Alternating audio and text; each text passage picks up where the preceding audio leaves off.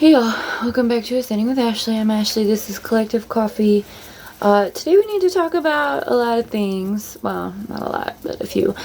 Okay, so I'm gonna start here in the United States as a hook, I guess, because more people will pay attention. Usually. What's happening in the South from Hurricane Helene is pretty intense. I don't know if you've seen the footage from North Carolina and Tennessee, but dams broke. A lot of people are talking about the relationship between this situation now and Katrina, where the levees broke, and nobody came and saved folks, and it was, predominantly marginalized, poor folks who were affected by Katrina. And that's what's happening now. It's like the foothills of the Appalachian Mountains. I know people say that two different ways.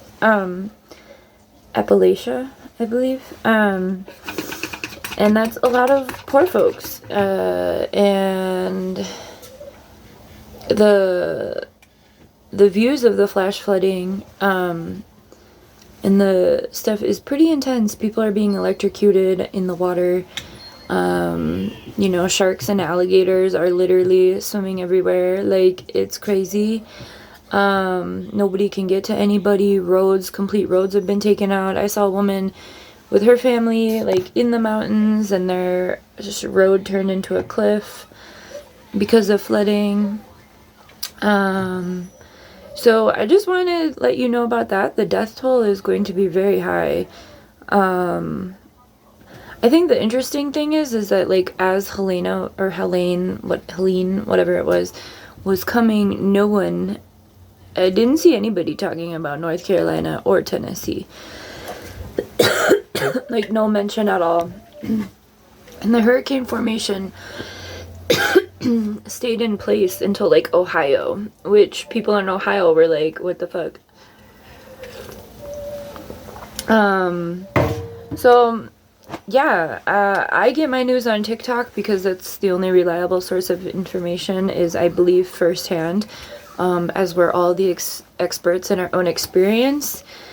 I think firsthand sources are important. I don't ever get news from news media. I know that's not a valid source of information, even though what you learn in academics is usually the opposite of that. But anyway, also want to talk about Lebanon and and Gaza as well. Gaza's continuing to be obliterated.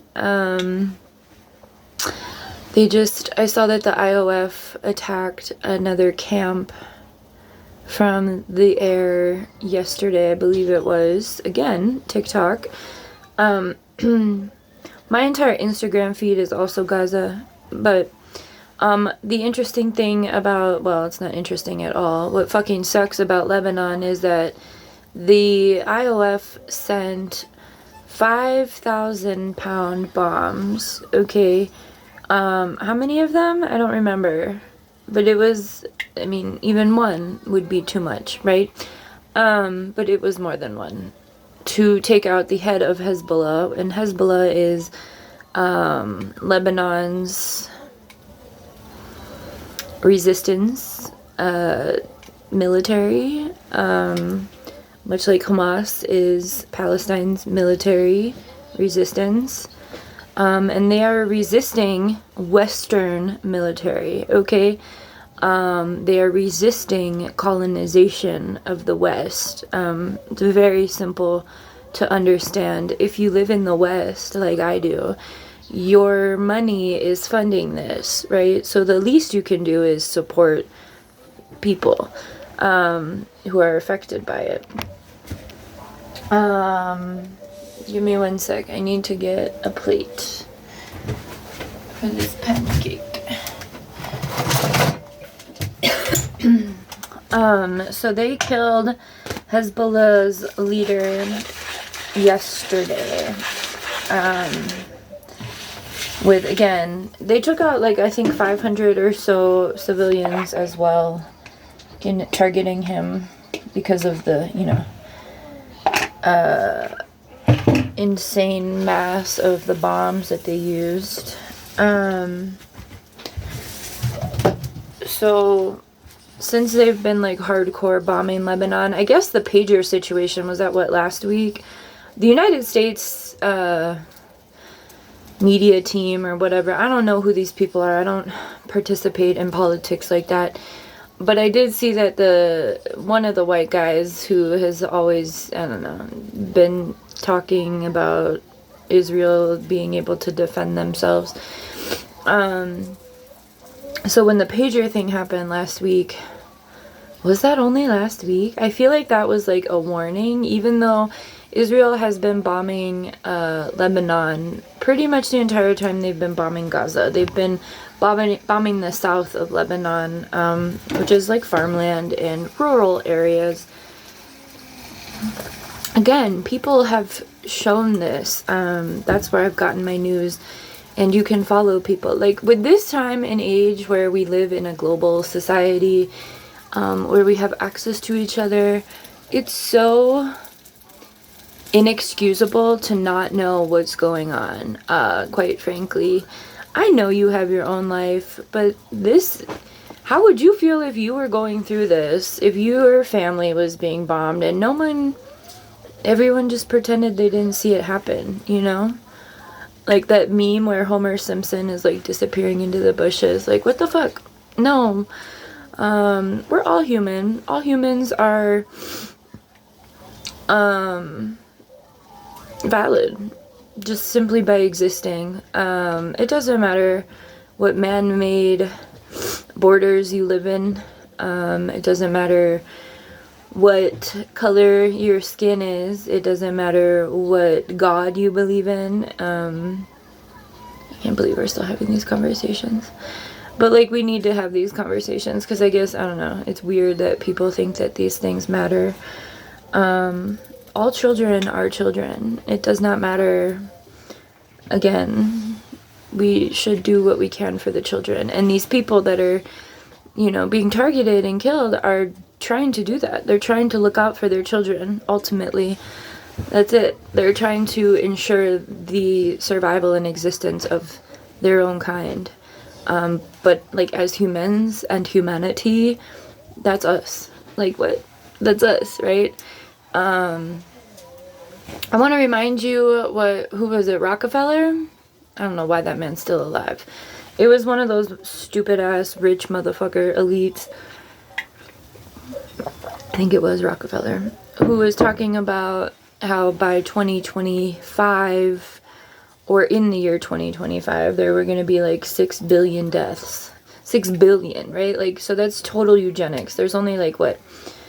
With multiple genocides happening at the same time, I think the human population of the globe was like 9 billion at one point. So if they're like saying that 6 billion people are gonna die, I think, again, I already made a collective coffee on this specifically, but like, I think we should believe that. And, do what we can to make that not happen. But I don't think we're at that point, because that would take a lot of organization and resistance, which the other side has always been more organized, clearly. These plans have been... But like, when you're like vampires who live for several centuries, of course you can be organized, right? That's my only explanation, because I just don't get it. I don't get it. I can't even see other people suffer, much less try and kill people. I don't get it. You have to be some sort of evil reptilian vampire to want something like that. Also, with the P. Diddy stuff, a lot of people are coming out and saying, like, oh, P. Diddy's a distraction. Fuck that. Sure, the stories in the media are probably distracting us from, everything I just talked about. But the issues and situation itself of human trafficking and, again, child pedophilia within Hollywood, I've talked about this for a long time. A lot of people have talked about this for a long time. Politically, yeah, a little awkward. All that, QAnon, those are the folks that think Donald Trump is Jesus. They are really gung-ho about pedophilia. So again, I want to point out that there's a black man being the head of this, as far as guilty goes, you know what I mean? Like, he's the one that's being persecuted, when a lot of people who have experienced these things have talked about Clive Davis. If you don't know who Jaguar Wright is, you should watch her. She was in these circles at one point in time and has been saying a lot. Also, who's that other guy? He was a Disney Channel star. Macaulay Culkin has said shit. Who's the guy from Goonies? What's his name? There's a lot of whistleblowers in Hollywood that have talked about this pedophilia, but I want to also acknowledge how P. Diddy, yes, he's a fucking monster, but he's also a black man. So there are for every black man that they persecute this way, there are so many more people behind the scenes. So they're scapegoating him, right? Because they were all involved. He didn't do all this shit by himself. They were all there, right? But we don't see anyone else being arrested. We don't see anyone else being, the CIA and the FBI have very tight relationships with Hollywood. Have you remember that 70s show when Hyde says that there's the 3 branches of government, the military, the Hollywood, and capitalism, I believe? So, anyway. All that to say is it's a complete shit show on this planet. What are you doing to make it a little bit better? Don't do your best not to fall into a black hole of existential crisis. If you do, try and crawl out of it within a couple of days. But yeah, in the very least, acknowledge your privilege, acknowledge your ignorance, and start educating yourself at the very least. Because of social media as a tool, something you can do that doesn't take a lot of effort is repost and share information. A lot of people are still deeply programmed by propaganda. So what we can do is, knowledge is power, sharing information directly from the source. So folks who are experiencing the trauma, right? The people who are oppressed. That's the information we want to get out. Anything else is propaganda. So yeah, I think it's a little interesting to see